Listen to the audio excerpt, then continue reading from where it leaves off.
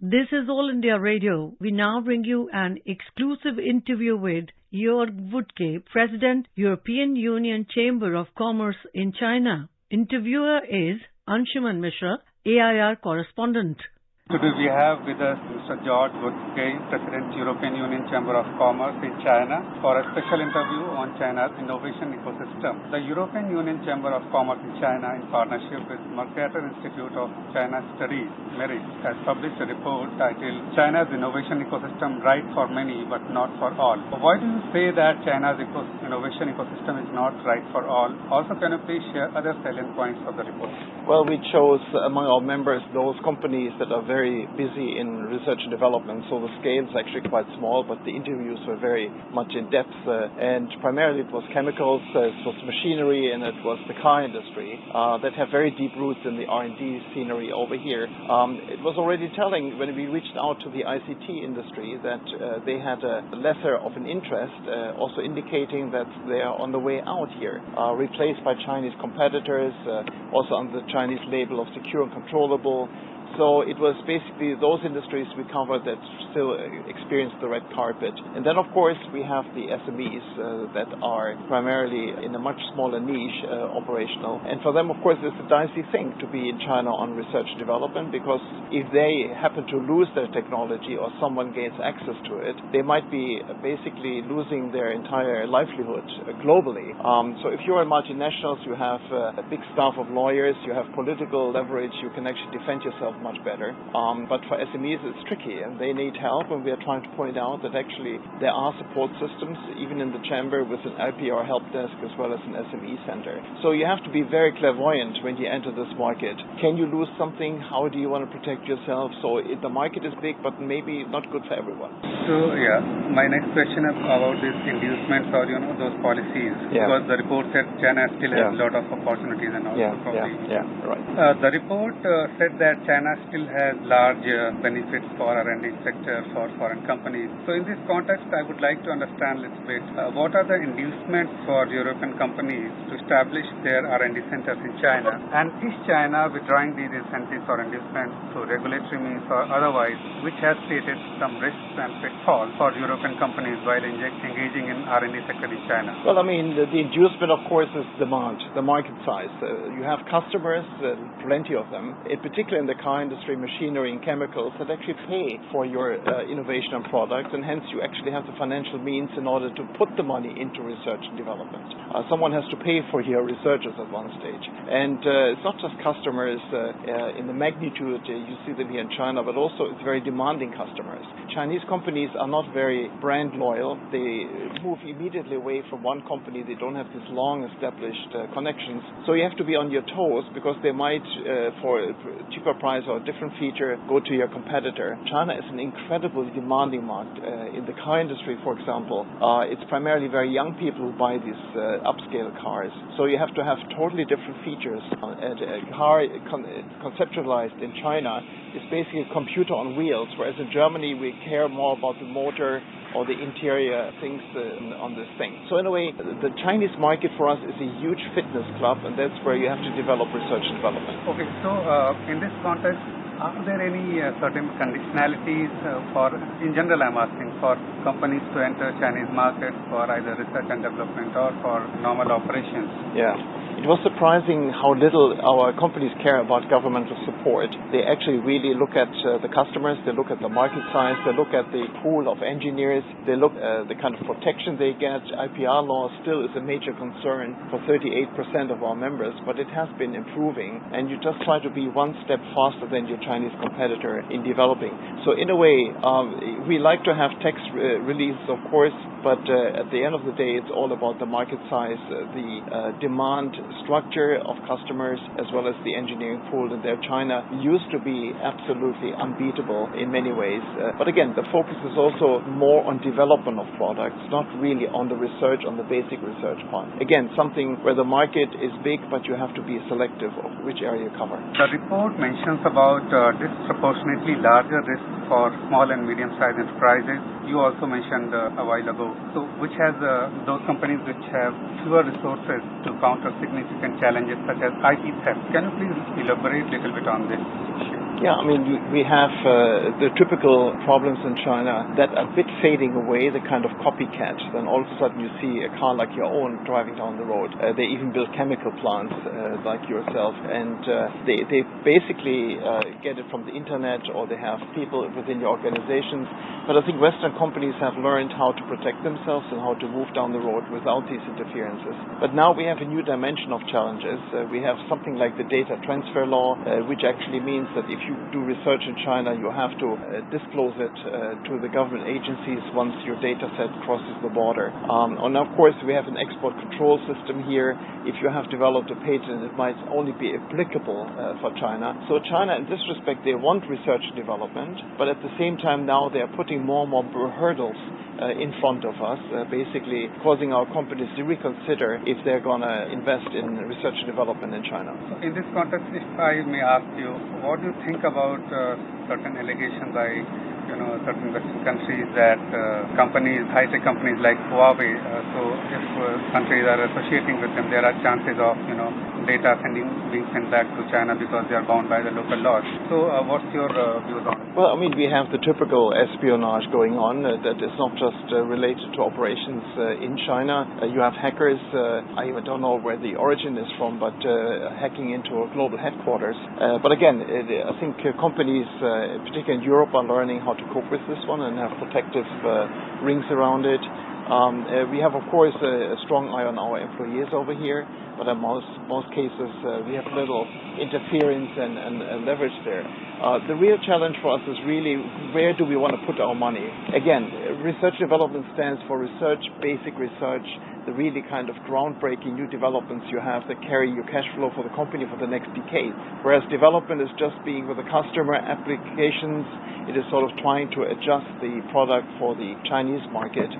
For example, when you are in the chemicals, then you have a different recipe for shampoo because Chinese hair is thicker and it's black than Western hair is. Are you going to die as a company when you have basically lost the recipe on shampoo? Possibly not. So in a way, what we see now is a very small R that people are reluctant to put basic research into China, and a fat big D, meaning people, because of the market demand, are very happy to do application development in China. So the report which was released, so it was based on data from last part of the last year and initial months of this year, so basically till March this year, which actually did not take into account the real impact of the lockdowns in past couple of months in various big cities of China. So in this regard, you have said, your statement that China has already lost 50% of all European expats since the pandemic had started, and there could be many more departures this summer. So how do you see this may affect China? Well, COVID has a negative impact really on how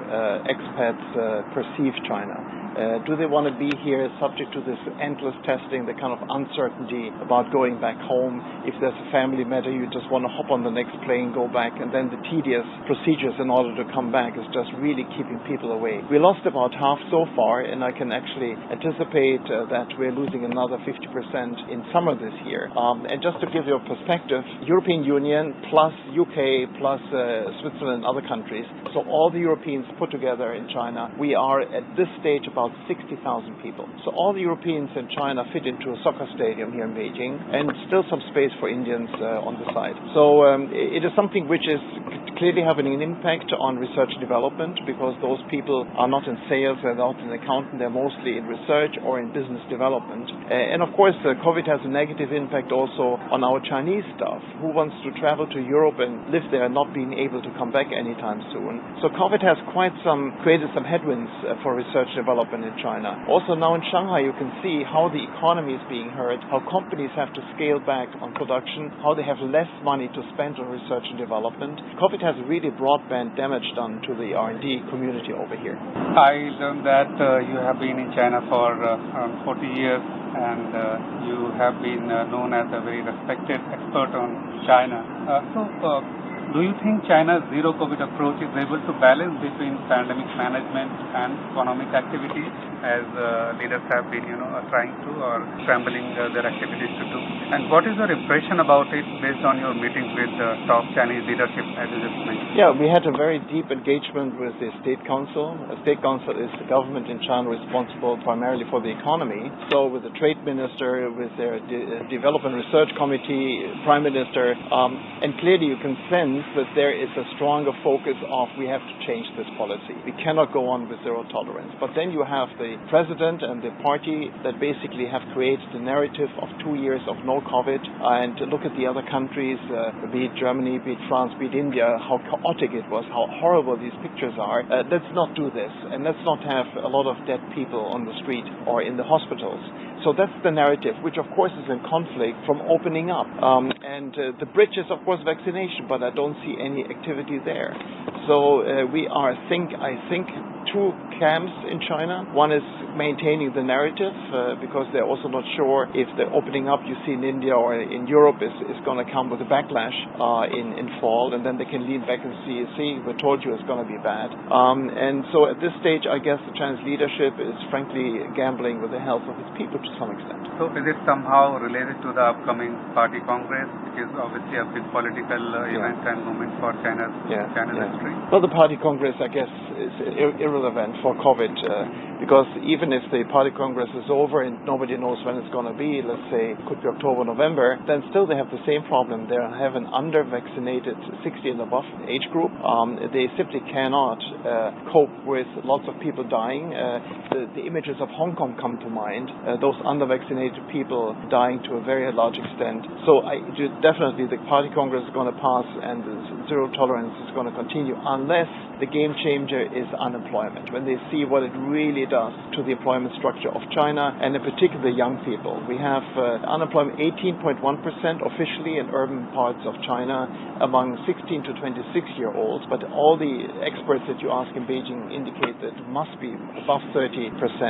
And in July next month we have 10 million graduates coming on the market. Now, how they're going to find a job. So what are young people going to do if they have no perspective? What are the parents going to do when they see their youngsters hanging around and having no perspective? They might actually become restive, and that's, I think, when the game is going to change. So when can we hope any sort of border opening by China, these travel restrictions on international travel? Well, opening of Chinese borders may be best case 2023, but you will not extract the months from me. Many experts have said that China has rarely done something for demand side, mostly they do it from supply side. So how much Chinese policies are going to really make an impact from demand side? Yeah, I mean, to us, clearly in the chamber and also our members totally agreed, I think 80 or 90% even, that zero tolerance is a disaster. We think it causes more havoc in the economy. It causes unpredictability because Omicron is a variant of COVID that is hard to detect and hard to beat and mutates further. It's not going to go away. And the country is vaccine naive. They have virtually no herd immunity because they had a good run of 2 years, no cases. And so in a way, we are telling again and again, the solution to all of this is not more testing, but more vaccination. And I have been urging the Prime Minister in my meeting with him to actually really make sure everyone gets vaccinated, in particular those 60 and above. But to my horror, when I look at the data set that just came out, before April, I would say 800,000 people above 60 per day were vaccinated. After China declared zero tolerance on the 5th of May, now it's down to between 100 and 200,000. So as a matter of fact, instead of speeding up vaccination, China slows down. So that gives me no hope that this kind of whack-a-mole, locking down, easing up, is going to change well into 2023. Probably a lot of manpower and resources are being consumed in this mass testing. Well, it's very expensive to have a testing. I mean, every test is more expensive than one jab. You actually can save a lot of money by putting jabs into people. And of course, 750,000 people were employed in China only for testing. They even built shelters for testing. I mean, that gives me the sign it's like they're not going to let this go anytime soon, you know. What a horrific thought.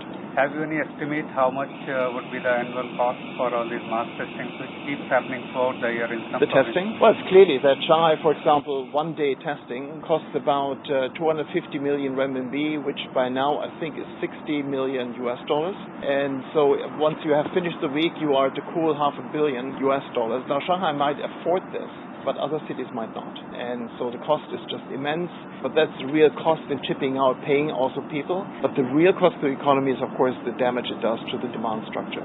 Thank you for speaking to Prasad Bharti. You were listening to an exclusive interview with Joerg Wuttke, President, European Union Chamber of Commerce in China. The interviewer was Anshuman Mishra, AIR correspondent. This program was produced and presented by the News Services Division of All India Radio. You can listen to it on our mobile app, News on AIR.